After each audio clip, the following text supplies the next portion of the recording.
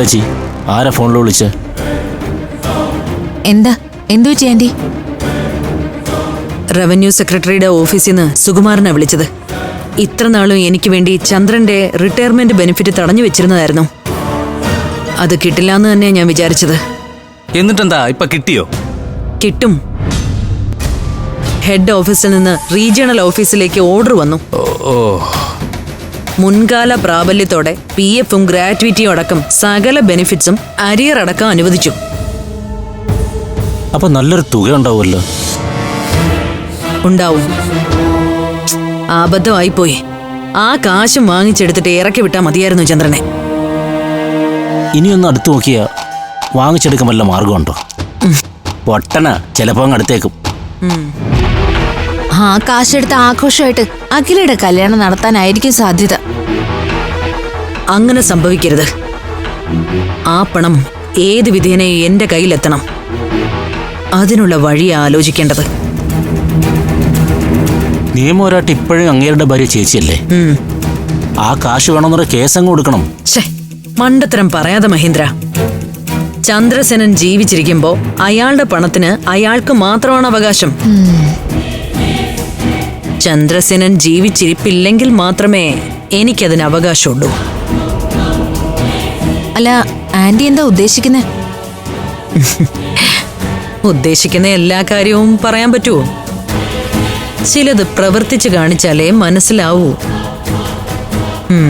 എന്താ വേണ്ടതെന്ന് എനിക്കറിയാം.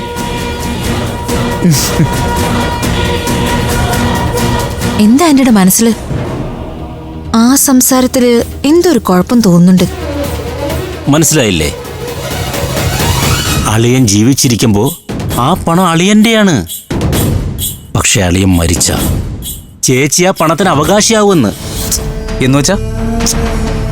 എന്നുവെച്ചാ എന്താ?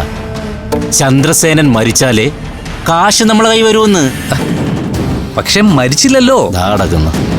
ഇപ്പം മരിച്ചിട്ടില്ല, പക്ഷെ ഇനി മരിക്കാമല്ലോ. കൊല്ലാനോ? വെറുതെ അല്ലല്ലോ, ഒരു നല്ല കാര്യത്തിനല്ലേ. നീ വന്നേ. എന്താ? നിങ്ങളിതെങ്ങോട്ട് വന്നു? ഇപ്പൊ വരാം, ഒരു മിനിറ്റ്.